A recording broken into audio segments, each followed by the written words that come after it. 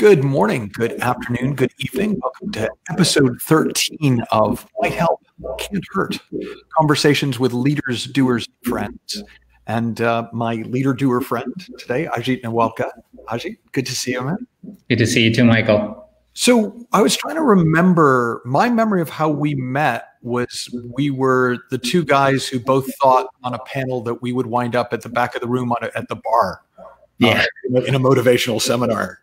Going, wow, that's very exciting what those guys are doing. Was that like 3 years ago now? How long ago was that?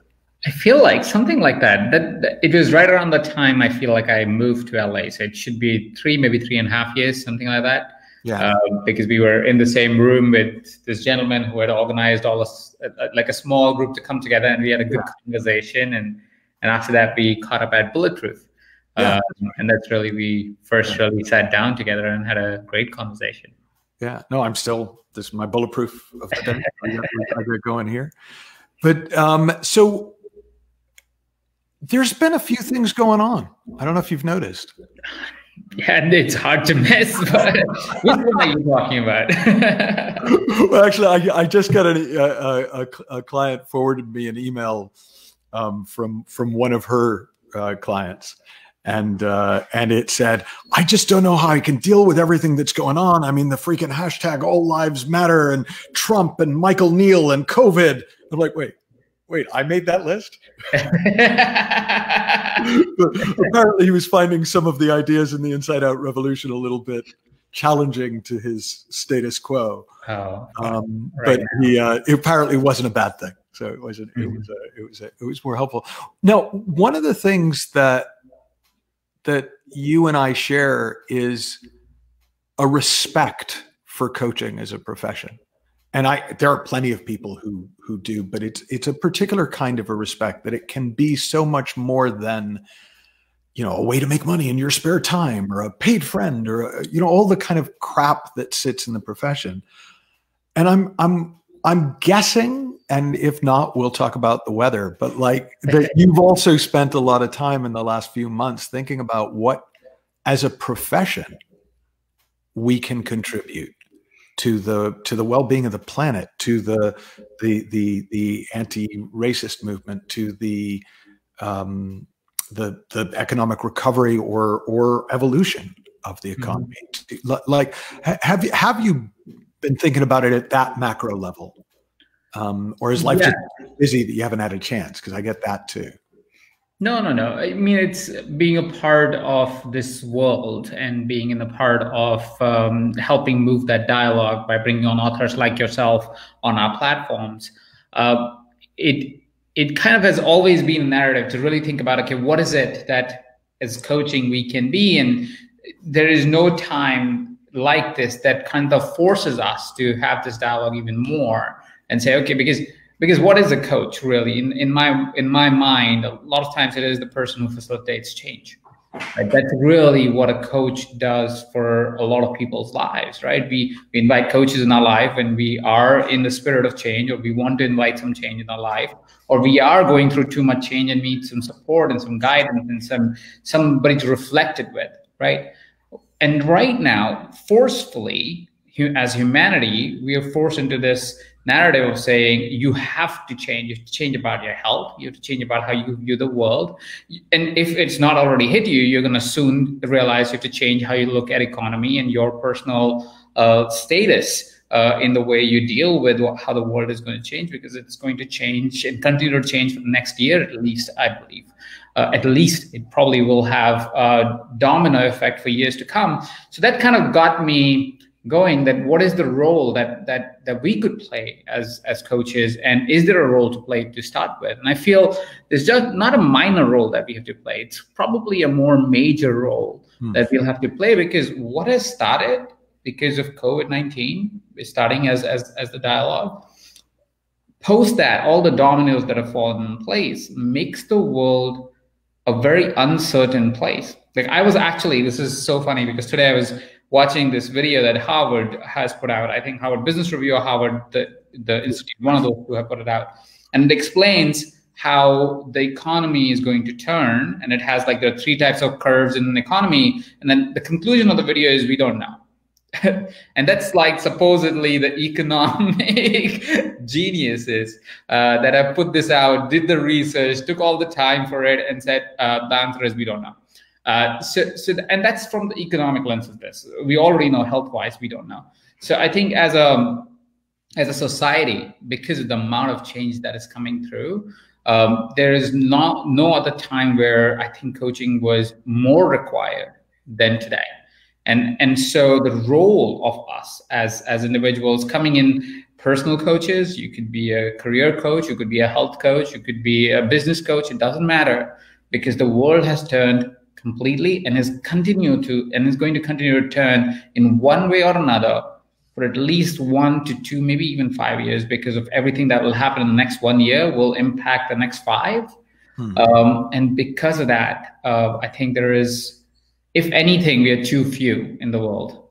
Well, it does feel to me like we've gone from being a luxury item to a necessity. Yes, pretty much. I mean, necessity might be a stretching it a bit, but it's the difference now is you can't just plod on. No. And expect to do for anything good to come of it. I mean, you and I have talked before about how I see the heart of coaching being loving disruption. And what I'm seeing in the world is a hell of a lot of disruption, not a lot of love. And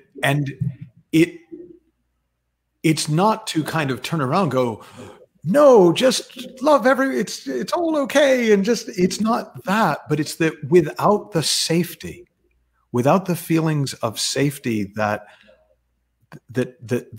love gives us, being held in love, whether it's by a partner, whether it's by a community, whether it's by a coach, wherever it comes from, we can't stay the course with the disruption. We'll find a way to divert. We'll find a way to distract. We'll find a way to conveniently forget. But it's not a terrible thing. It's not like, oh God, if I was a better person, I would still be fighting racism this morning. It's like, no, it hurts too much. But if there is enough love around it, if there's enough of a sense of being supported around it, again, whether you find that support in a religion, in a relationship with a higher power, in yourself, with your family, like it doesn't matter where it comes from.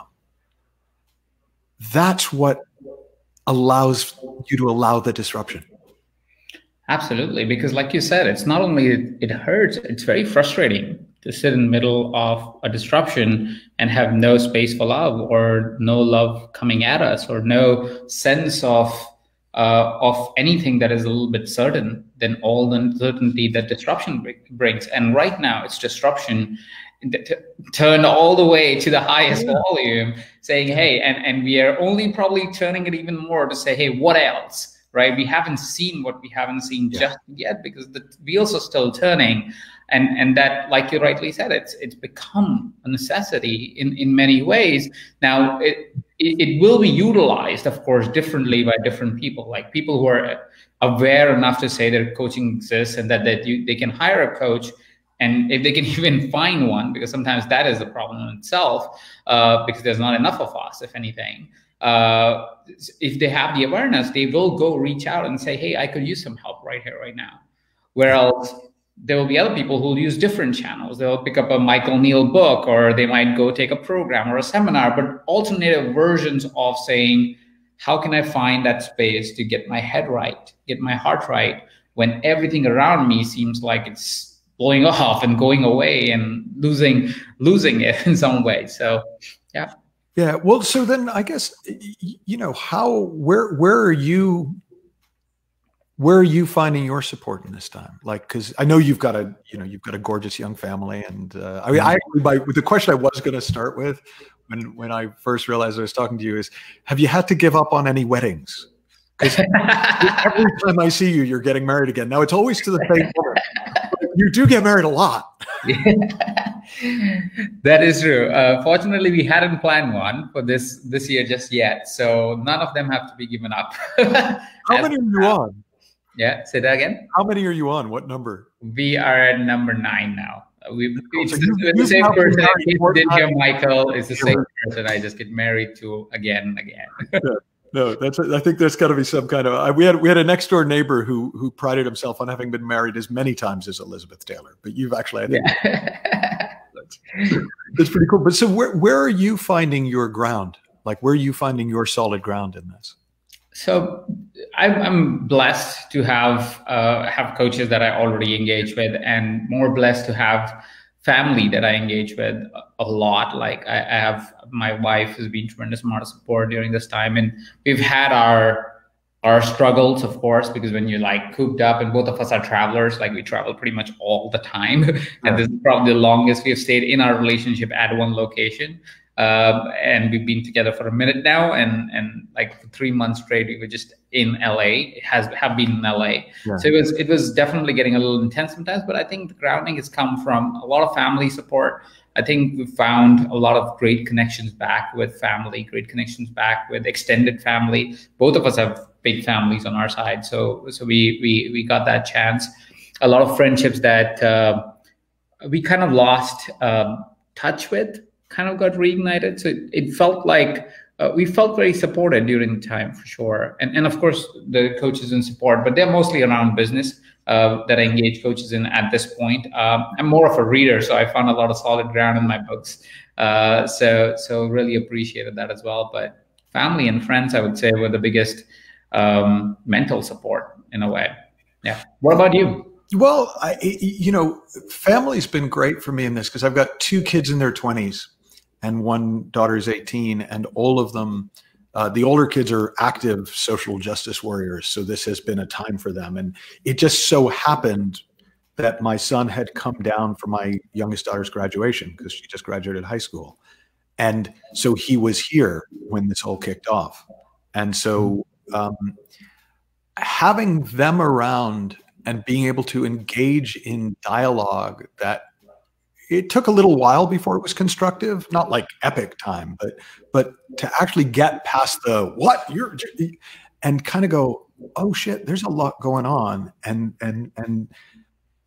kids have a lot of insight to it, like a lot more than we do or did, because they've been very actively engaged before this. So whereas for me, this felt like it came out of nowhere, which I get is hopelessly naive of me.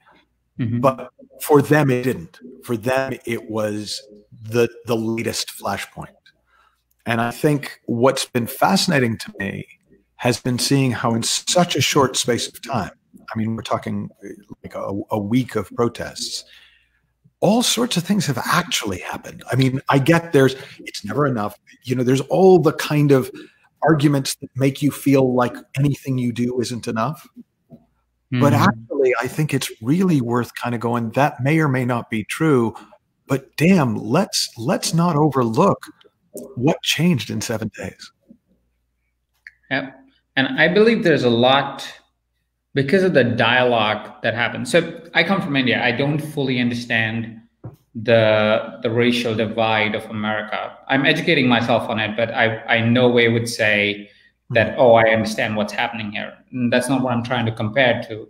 But in India, there's a big communal divide. So there's a Hindu-Muslim divide, right? It's just for the sake of building an understanding here. It's like Muslims are minority in India and Hindus are majority in India. And for the longest time, while I was in India as a kid growing up, every single time we would hear riot, and it would happen every couple of years. So it wasn't, once in a long while that shakes the country. It was like some part of India was rioting every 2-3 years. So through my life, or there was a terrorist attack, which would lead to a riot or a biased conversation, all that stuff, basically. And it'll be everywhere. You'll see it on the newspaper, you'll see it on the TV. And even as kids, we were just getting always affected, and we were failing to understand why is this happening, right? And the reason why I'm saying that is because when the first time I heard the word there's riots or there's looting or there's protest was okay, because protest doesn't trigger anything for me. Yeah. But riot as a word was so strong for me that I remember sitting down with Neeta and saying, I cannot believe this is happening to me again, or I'm in the situation again. Because for me, it meant You know, they're going to kids that are going to die. They're going to be unprivileged and underprivileged who are going to suffer the most out of the situation. There's going to be, you know, like all the stuff that happens in India. Like there's houses being burned for no reason, right? I mean, there is a reason, but you know, like people who are not involved in that, they've done nothing wrong in that situation, are going to suffer because of it. Now, what I am glad to see here in America, and I'm trying to find the light in the darkness a little bit here, is that we are, at least there's more peaceful, I want change narrative protesters than a few who may have looted and destroyed property. Now, I'm also building an understanding where it is, and again, I have to study a lot on this, because in my mind, I have to deprogram how I see India to be able to really understand how America sees this, because there's a narrative it said that's how change is brought here in America. Now, that's a narrative. I'm not saying it's a yes or a no narrative, but it's an interesting mind boggling concept for me, because for me, it means something completely different. So the reason why I'm saying that is because I think what is the most important thing that has happened out of this and will continue to happen is people even like me, people who are not even from here, will start to ask a very different question. Is, yes, I have not seen it. I've seen racism in my small capacity compared to what's happening, right? So it's nothing in comparison to what's happening here to this particular community. But I will make it a point to study it, because I need to understand this. And I feel like a lot of people would take that time right now to say, what is this that's happening? How did we come to this? And how can we change? And the attitudes are going to shift. And I think that's the greatest change that can come. Policy and the attitude. If the attitude changes, the policy will change as well. Sometimes it may take a little bit longer, but I think it can happen. And I think that's the most beautiful thing that has come out of it, is that we are all having a different conversation. Instead of just saying, oh, it happened. Instead of that, we're saying, oh, it happened again. What can we do to fix it? What can we do to change this? What can we do to move this narrative forward? And I think that's really, really powerful. It's funny. I was a guest on a podcast earlier today, and we were talking about creating the impossible. And there was an implication, a question came up, you know, how can people think about creating a time like this? And for me, it's like, well, this is exactly the time we need to be paying attention to creation. Like, how about creating a world where racism is irrelevant? Like, that sounds impossible. Perfect. Like, let's start there, as opposed to kind of going in and going, well, either it has ever been thus, or I have to sort this out in the next 12 minutes. Yeah. There's an author, I haven't really read the book, but I love the concept that she talks about. Her name is Mel Robbins, I think. And she has something called the 5-second rule. And I saw a video on it. I haven't had a chance to read the book just yet. And she has a book with the same name. And I'm getting goosebumps as you're saying this, is because I know that a person that decides I'm going to change this, and the person who decides what can I do about it, has 5 seconds to take this path. Anybody who's listening to this right now has 5 seconds, and that's kind of her concept. I'm kind of stealing this right now, but even if you take 30 seconds, terrible job. Seconds doesn't matter. We're stealing it. But the point really is that it is our decision to say, am I going to be the conduit of creating change because of my creating, or I'm going to be a conduit of saying, what can I do about it? Right? Everybody can do something about it. You will always feel small. You can always feel small about the size of your creation, but every little creation, like every little belief that is formed, a larger belief is that every large creation is a function of many small creations. So if you want to change the society, even a small creation towards it, I think can create a big change. And I think that's what is important right now, is to create. It's not a question to ask, which you rightly spotted here, is like, you have to create the impossible. That is what you have to do right now, not to say, oh, I can do nothing about it. And in a funny way, and I mean, this is just the truth about trying to create something that feels beyond your abilities, which is what most great creation is. It's like, where the hell did that come from? Is because like, I know I can't do it, so I don't have to try to be the one to save the world. I can be part of it. I can go with what occurs to me. And the one thing that I've seen play out, and you know, both on social media, but also in the dynamics of the communities I'm a part of offline, is the amount of help shaming has been extraordinary. Like, you helped wrong. You know, that doesn't help. This helps. You didn't. You need to help more. Or and what it's doesn't for everyone, because some people can just ride that.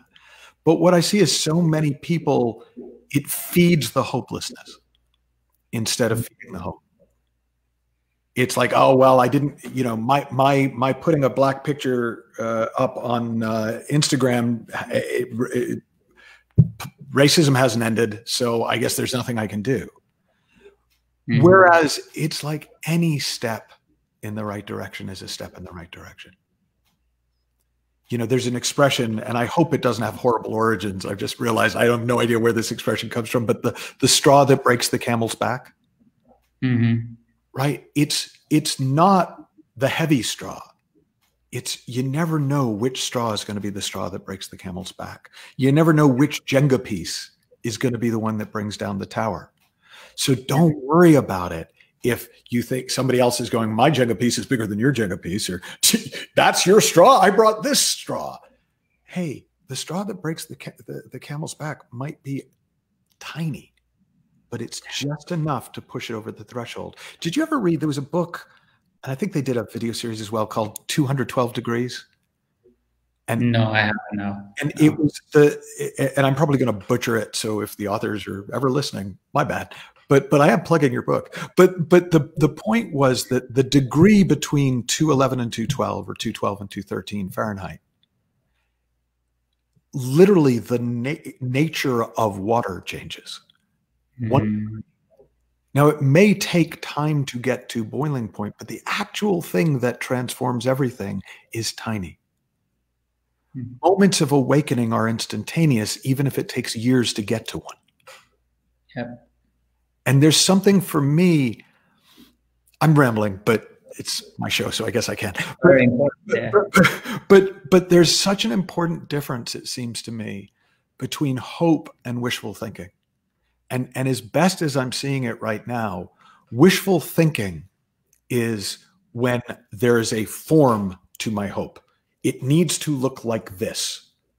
When it looks like this, then it will be okay. And the problem is, that's not how life works. Life is changing all the time. Even if it winds up looking like that, it's going to look like that for a week. And then the next thing's going to happen. But hope is formless. Hope says, hey, I don't know what it'll look like, and it'll probably look like a bunch of different things at a bunch of different times, but it can get better, and it can keep getting better. And to sacrifice hope for wishful thinking, to sacrifice hope for humanity for a specific outcome, that's what shut us down for generations.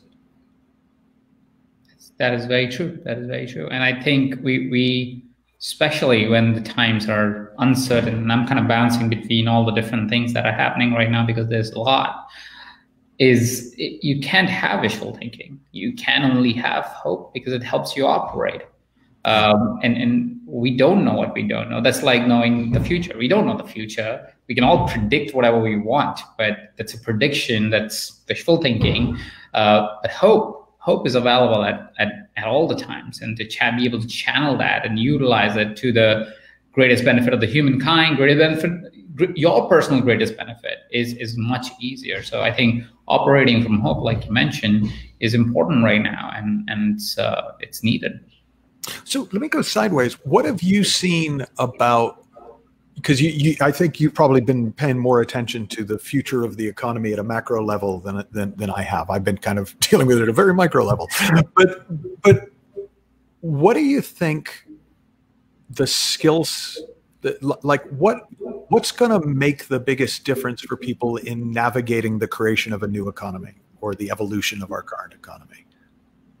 It would be different for different categories of people, but a couple of things that will be very important is definitely understanding of the online media, which wasn't as required as it is or will be required in the coming years. You don't have to be a technology expert. That's not what I mean, but you need to understand how things work digitally. Like, for example, even a simple platform like StreamYard that we're using right now. And the reason why that is required is because even after COVID-19 passes, which it will in time, but it will pass, the way the world would change is going to be towards virtual. And it's not I'm not saying this just out of a whim because I operate in the online world, but because I'm actively working with companies that are actively saying, hold on, this is a better way to work. Yeah. I have less office cost. I have more productivity. Like, I have people working in banks reporting back that the project that would otherwise take 8 weeks or 10 weeks are getting done in like a week or 2 weeks. Yeah. Because the productivity levels of people is great. But while that is true, it will also present the challenges that are unforeseen right now. Right now, companies went virtual. It was easy to do because everybody knew everybody. There was a social agreement towards productivity and everything, right? Everybody knew their jobs and knew how to interact with each other. Now let's hire 100 people into that crew, which never see each other, never met each other, only a meeting virtually. Completely different world. Right, so the challenges are going to be completely different set of challenges we haven't seen before or have seen at a very micro level in companies that always operated like that. Like, for example, all of my companies that I'm a partner in, they all have always worked only virtually. Like, even if they have like 50 employees, they all are like that. And because of that, we have a way to really engage people, even if they're new, right? We know how much time it takes and so forth, and what we need to do in the initial 3 months, right? So those kind of changes are going to happen. So first thing that anybody who's in any profession needs to realize is there's no way you're going back completely to the old way of doing things, just because it's just way too beneficial to do it the way companies are starting to see, and have to come up with structures at least for the next 1 year, because there's no way out of that. You can't fully resume work, so like in the office. So that's going to happen.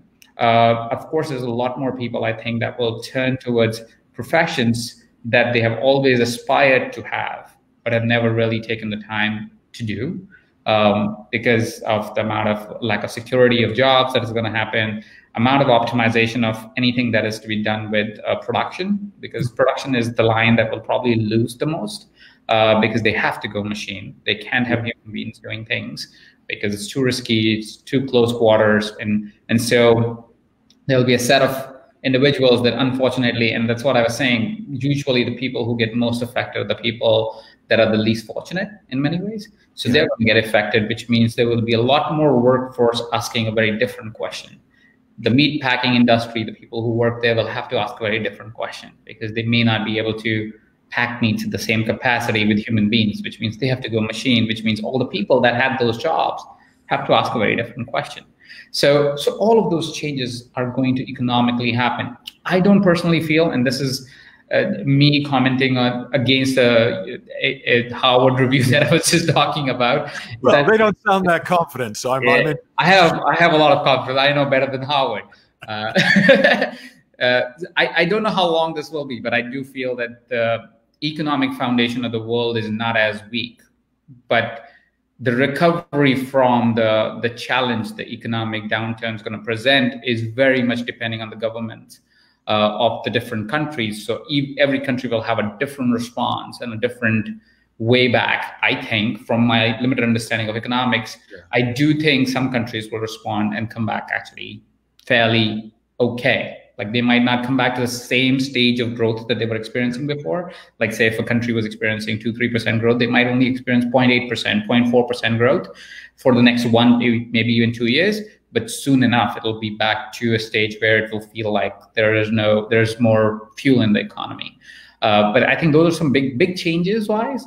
I feel that's that. And for coaching as an industry, particularly if I was to speak to that, if there was somebody who is a new coach or a seasoned coach, there is no bigger opportunity than right now to go all in and to say, I can, not only because of the impact that you make, but if you wanted this as a career, right? If you wanted this as a career, there's no better time. If you can help people find solutions, reduce anxiety, manage mental state while they are hiring, firing, managing people, because people are coming at it in all different ways. Like, I don't want to fire anyone, irrespective of what happens to the economy. I want to save everybody if I can, right? And I will do my best effort, but I do need somebody to work with my mind when I am about to lose my focus and say, I could just save it by firing someone, right?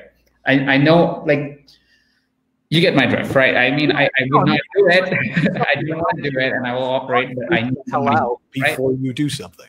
Like, yeah. So I think coaches are more and more and more needed, not only in the company sense, but personal sense as well. So if anybody was on the edge, anybody who had a desire towards it, had like hobby of it and wanted to make it a full-on profession, anybody that loses a job and has considered, hey, I could be actually a great coach, and I have always studied for it, worked for it, and now will be a time. Because in my mind, at least the way I'm seeing it, the world right now probably needs 1 million coaches.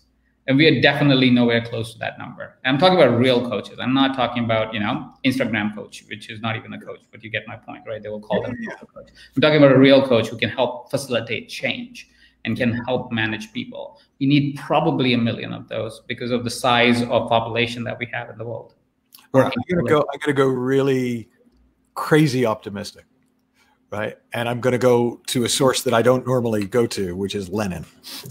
No, I don't even know this is true. But so I was told that Lenin, when he set out with the Russian Revolution, he said, give me 100 people who really get it and are all in, and I can turn Russia upside down. Mm-hmm. And he wound up doing it with something like 58. Like it was a very small group. And I'm excited about the idea of what if we could find 100? Mm-hmm. Like, what if we could find 100 coaches, leaders, movers, just people who just decided, fuck it, I got nothing else to do. Like, let me, like I'm all in on this. How much that could move the needle? Oh, a lot. Yeah, tremendously. 100 good men could move, it could move economies and companies and organizations and politics completely. Absolutely. 100 powerful men and women put together doing the greatest work they can. Yeah. Yeah. And I think it's like, I loved it when I heard that. I felt hope. I was like, oh, 1 million sounds like a lot, but 100, all right. Like, I still don't know who they are, where they are, or what would, but it suddenly is like within the realms of worth pipe dreaming about, worth looking at. Like, okay, that could happen. And look, I don't know if you and I run the Harvard and Yale of the coaching world, but this is the profession where we are qualified to talk about it. No, absolutely. That's been our work, and so it seems like a real thing to me, without yet knowing how to do it. Like, no, absolutely. I think 100 people is a lot of people, but I still say there will be 1 million coaches, and we'll facilitate that. Let's do both. Let's do both. Yeah, let's do both. Absolutely, Ajit. So, look, what's the most helpful thing that you personally have heard, read, seen for yourself in the last 3 months? Like what has made the biggest difference to you, Ajit, just for yourself?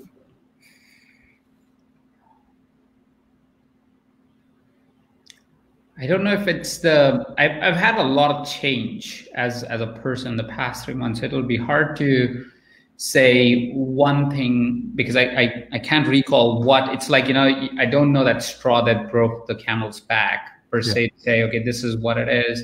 But during the time, last 3 months, because we had a lot of space to think, right? To just sit down and just be with the book or be with an audiobook or, all that stuff. One thing that I have become more certain about is that we as humanity, all of us, have a lot more to do and a lot more to achieve. And this is even before the current dialogue that started because of the unfortunate death. But even before that, when COVID-19 was top of our minds and we were seeing what was happening as a counter effect to that, I've never got this much clarity in my life to be able to say there's a role that I play in this. Previously, I was creating something, but I wasn't sure of what I was creating. I think I have a lot of certainty towards what I'm creating. I'm a lot of focus towards what I'm creating and the power of what I'm creating, and the domino effect of that. So I'm very excited about that. So personally, I think the amount of confidence I have towards what we are creating at Evercoach and Global Grid and all the other different companies that we partner with has never been higher than it is right now. So in just a volume of impact as well that we have wanted to have, not just revenue-wise, we do great, but talk about also the volume and the size of impact we want to create. So we are very excited about that. I'm very excited about that. So if I know this may not be relevant for people who hear this after the next couple of days, but you guys are doing a sort of a matching funds for NAACP and ACLU. If I'm remembering. How do people take advantage of that? How do people contribute? Super simple. Just donate to any of those two. Send me an email. We can probably add it here. It's a@ajitnawalkha.com. a@ajitnawalkha.com. Just send me an email and we'll match the funds. So even if we don't get the full matching funds, we'll still donate the amount we have committed to, $5,000. But we would love if people contributed and rally behind and match all of that. So that way we actually get $10,000 between these organizations, which would be amazing. Beautiful, my friend. It's great to see you. We'll do it in real life at some point. Soon, hopefully. Good to see you too, Michael. Thanks, everybody. Have fun, learn heaps. Talk to you soon.